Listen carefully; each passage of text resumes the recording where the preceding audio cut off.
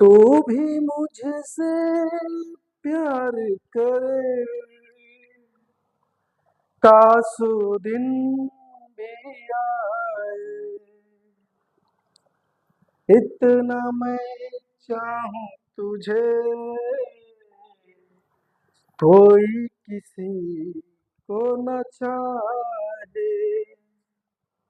इतना मैं चाहूं तुझे, कोई किसी को न चाहे। हेलो दोस्तों, नमस्कार। तो आप लोग को स्वागत है हमारे यूट्यूब चैनल आरआरबी टेक 345 में। तो आप लोग कैसे हैं? हमको पूरा उम्मीद होगा कि आप लोग बहुत कुशल और मंगल होंगे, और उम्मीद हमको यही है आपसे कि आप बहुत अच्छे होंगे और हमारे चैनल पर बने रहिए इसी तरह, और हम भी आपके साथ बने रहेंगे इसी तरह। लाइफ बहुत स्ट्रगल है और स्ट्रगल में ही मजा आता है। तो 17 अगस्त 2022 का जो सेकेंड शिफ्ट का क्वेश्चन था, आज उसका लास्ट वीडियो है और अब ये खत्म हो जाएगा। अब नेक्स्ट यानी कि 17 अगस्त 2022 का थर्ड शिफ्ट का पेपर में लेकर, क्वेश्चन पेपर लेकर मैं आऊँगा, और सेट पेपर नेक्स्ट डे आप लोगों के सामने वीडियो और आप लोग सामने लेकर आऊँगा मैं, और वीडियो उसी टाइम 10 AM पे यानी कि 10 AM पे अपलोड होगा। तो आप लोग मेरे चैनल पर जुड़े रहिए, और वीडियो अच्छा लगे तो आप लोगों से एक ही रिक्वेस्ट है, आप लोग मेरे चैनल को सब्सक्राइब कीजिए, लाइक कीजिए, बेल आइकन घंटी दबाइए और शेयर करना मत भूलिए। दोस्तों तक पहुंचाइए कि वो भी दोस्त देख सके। सभी भाई बहन है, सभी हम लोग एक साथ हैं, एक हम लोग का परिवार है, एक हम लोग परिवार की तरह रहे और परिवार की तरह तैयारी करें, और हम और आप एक साथ रहें।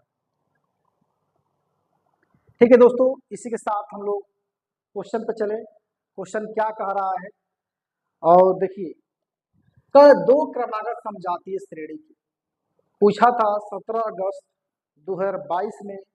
सेकेंड शिफ्ट का क्वेश्चन है, कह रहा है कि दो क्रमागत समजातीय श्रेणी यदि हमारे चैनल पे 7 बजे 7 PM पर केमिस्ट्री का वीडियो डाला जा रहा है, रसायन विज्ञान का वीडियो अपलोड कर रहे हैं, बेसिक से पढ़ाकर आप लोगों के सामने हम ला रहे हैं।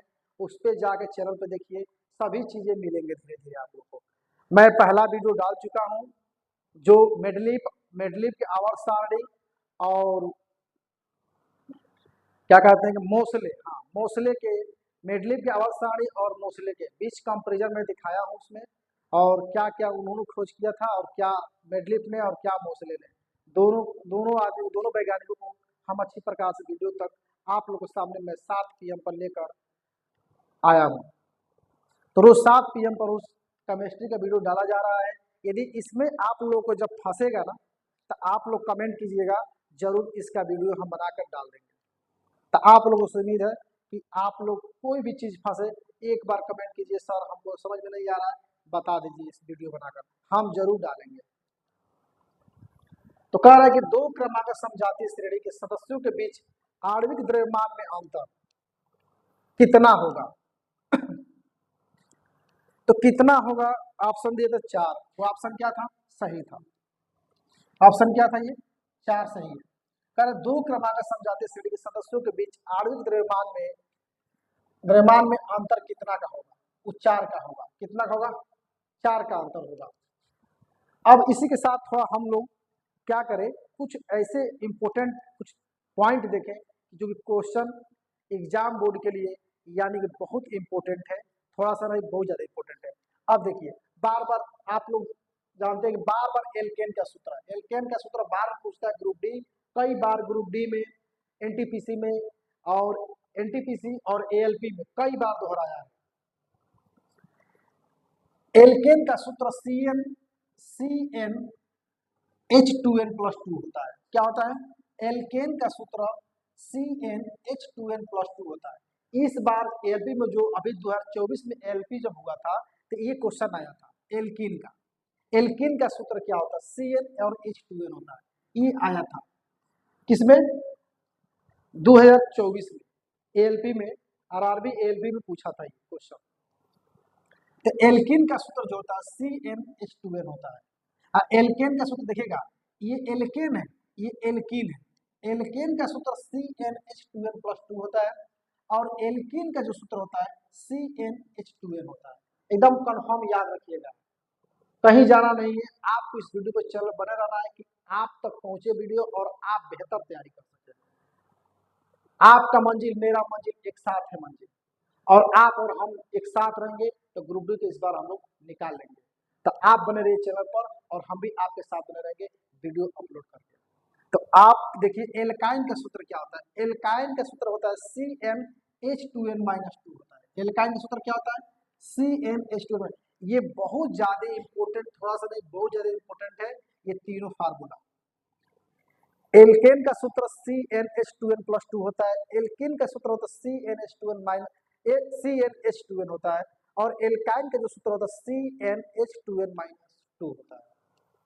ठीक है। अब इसी तरह एथेन का सूत्र क्या होता है? C2H6 होता है।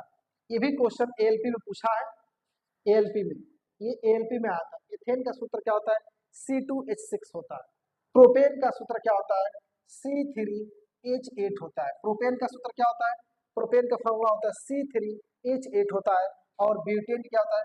C4H10 होता है। तो इस चीज को याद रखिए आप, जो इम्पोर्टेंट हम लेकर आते हैं उस चीज को थोड़ा बहुत आप लोग बहुत ध्यान से पढ़िए, क्योंकि एग्जाम के वैल्यू से बहुत इंपॉर्टेंट है। जब आप पढ़ेंगे ना तभी वहां पे आप लड़ेंगे। बिना पढ़े, बिना अपने पास हथियार लिए हुए कभी लड़ाई की जंग नहीं जीता जा सकता है। कभी जंग जीतना होना हथियार को रहना बहुत जरूरी है। तो आप इस चीज को हथियार बनाइए। शिक्षा का ऐसा अधिकार है कि बड़े बड़े को झुका देगा, तो आप इसको हथियार बनाइए कि आपका एलपी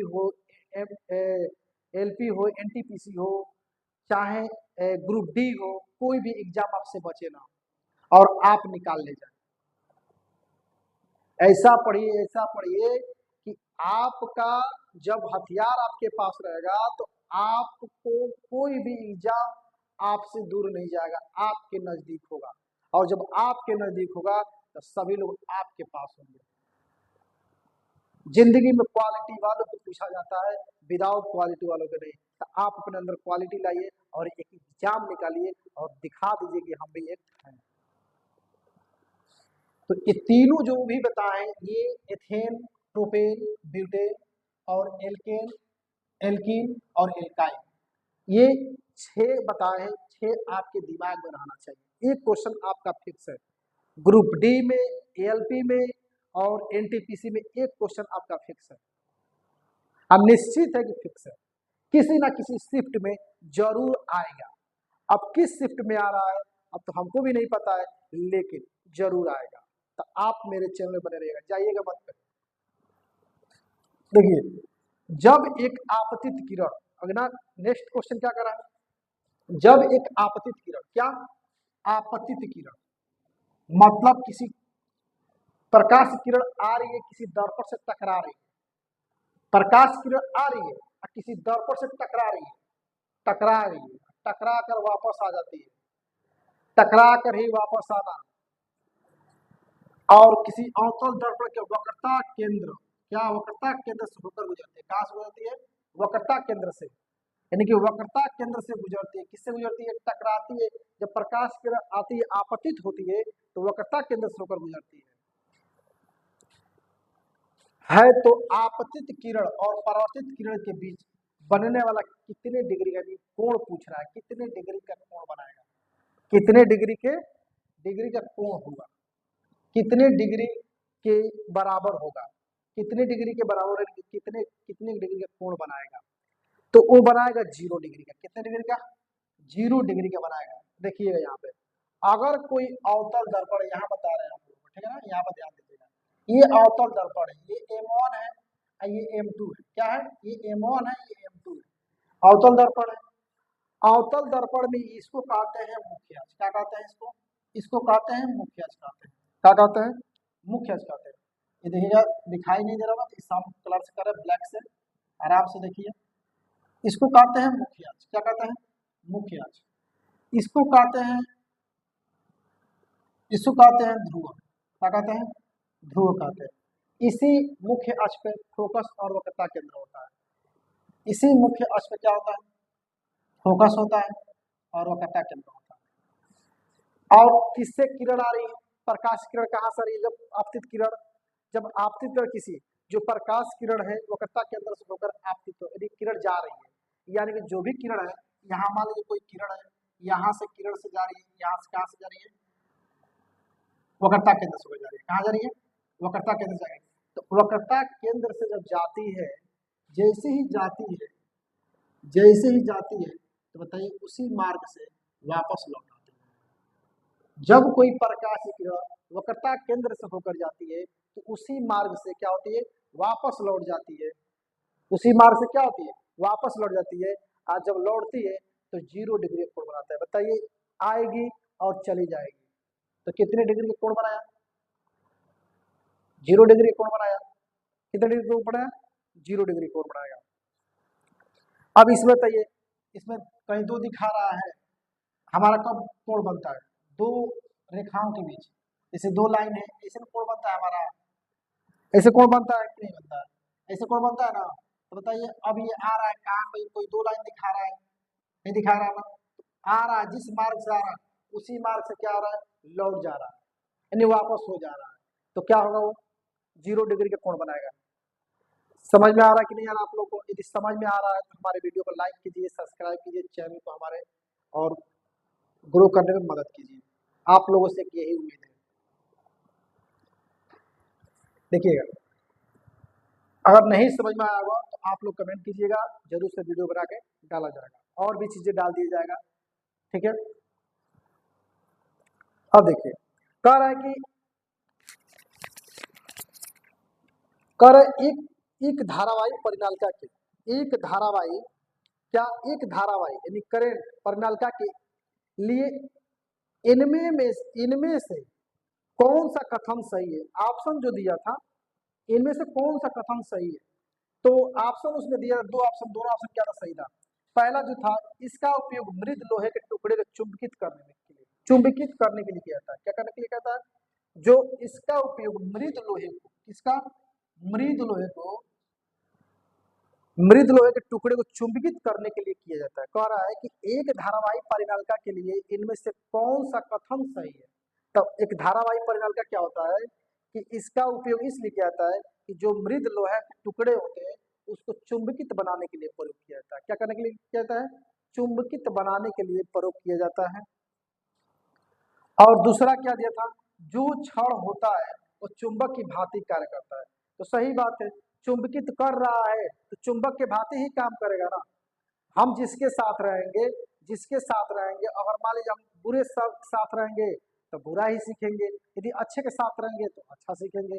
तो जब चुंबक क्या कह रहा है कि जब मृद लोहे के टुकड़े को चुंबकित करने के लिए किया जाता है, जाहिर सी बात है क्या, जो क्षण होता है चुंबक की भांति क्या करना होता है? व्यवहार करने लगता है। ठीक है ना। अगला क्वेश्चन क्या है? फ्लेमिंग के बाएं हाथ के नियम के अनुसार अंगूठा, फ्लेमिंग के बाएं हाथ, तो हमारा लेफ्ट हैंड ये, लेफ्ट हैंड ये, अंगूठा और तर्जनी, अंगूठा और तर्जनी किसे दर्शाता है? ये देखिएगा, ये हमारा जो है, ध्यान दीजिएगा, ये हमारा लेफ्ट हैंड है। क्या है? Left hand. बाएं हाथ के नियम, ये देखिए, ये हमारा इस तरफ होता है, देख रहे हैं आप? इस तरह देखिएगा, ये हमारा जो है, ये जो है मैग्नेटिक फील्ड को दर्शाता है। इसको हम बोलते हैं तर्जनी। क्या बोलते हैं? तर्जनी बोलते हैं। इसको हम कहते हैं अंगूठा, जो हमारे मोशन को दर्शाता है। किसको दर्शाता है? ये होता है मिडिल फिंगर। क्या होता है? Middle finger. देखिएगा, ये क्या होता है? Middle finger. मिडिल फिंगर दिखाता है, करंट को दिखाता है। हम चित्र आप लोगों को बनाए, यहाँ पे दिखाया है, देखिए ये चित्र है। इसी पर फिर अभी हम बताएंगे इस पर, पहले ये समझ लीजिए। ये क्या है? मोशन है। क्या है? मोशन है, या बल को दिखाता है। क्या दिखाता है? बल को दिखाता है। ये जो है, ये तर्जनी है, ये मैग्नेटिक फील्ड को दिखाता है, जिसे कहते हैं चुंबकीय क्षेत्र। क्या कहते हैं? चुंबकीय क्षेत्र कहते हैं। ये जो है, ये देखिएगा, ये भाग दिख रहा है ना, ये जो दिख रहा है वो करंट को दिखाता है, यानी कि धारा को दिखाता है। किसको दिखाता है? धारा को। अब आ जाइए फिगर पे। तो हम फिगर बनाए लेफ्ट हैंड, देख रहे हैं ना, लेफ्ट हैंड बनाया ना। चित्र में तो मास्टर नहीं है, देख लीजिएगा।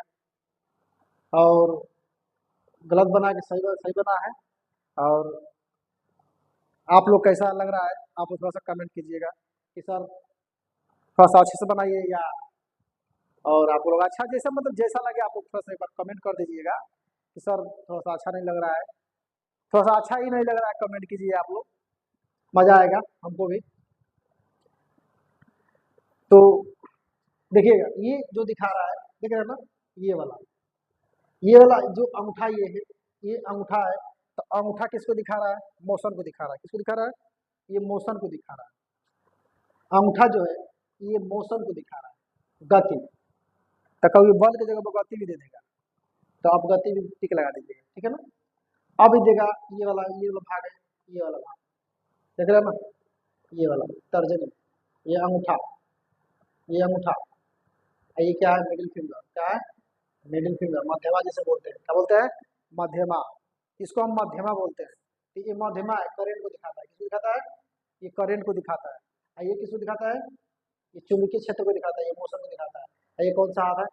बाएं हाथ है। बाएं हाथ के नियम से क्या पूछ रहा है? कह रहा है कि फ्लेमिंग के बाएं हाथ के नियम के अनुसार अंगूठा और तर्जनी किसे दर्शाता है? तो दर्शाता है बल और चुंबकीय क्षेत्र। क्या दिखाता है? बल और चुंबकीय क्षेत्र। तो ये हमारा टॉपिक जो भी 17 अगस्त 2022 का पेपर था, ये हमारा आज खत्म हो गया। और आप लोग को हमको उम्मीद है कि आपको समझ में आया होगा। यदि नहीं समझ में आया तो कमेंट कीजिए सर एक बार और समझाइए। कोई टॉपिक पर लेकर जो समझ में नहीं है उसको सर एक बार बना दीजिए, आप वीडियो जरूर बनाएंगे। आपके लिए हमेशा मैं हाजिर रहूंगा, क्योंकि आप मेरे भाई और बहन सब कुछ है मेरे लिए। और आपका तैयारी मेरा तैयारी, आपका ग्रुप डी मेरा ग्रुप डी, और आपके साथ हम पूरा ग्रुप डी नहीं खत्म हो जाएगा। जब तक नहीं खत्म होगा तब तक मैं जुड़ा रहूंगा, तब तक मैं चैनल पर जुड़ा रहूंगा। और आप लोगों के साथ में ग्रुप डी का पेपर सेट पेपर लेकर आता ही रहूंगा और प्रैक्टिस कराता ही रहूंगा। तो आप लोग मेरे साथ बने रहिए।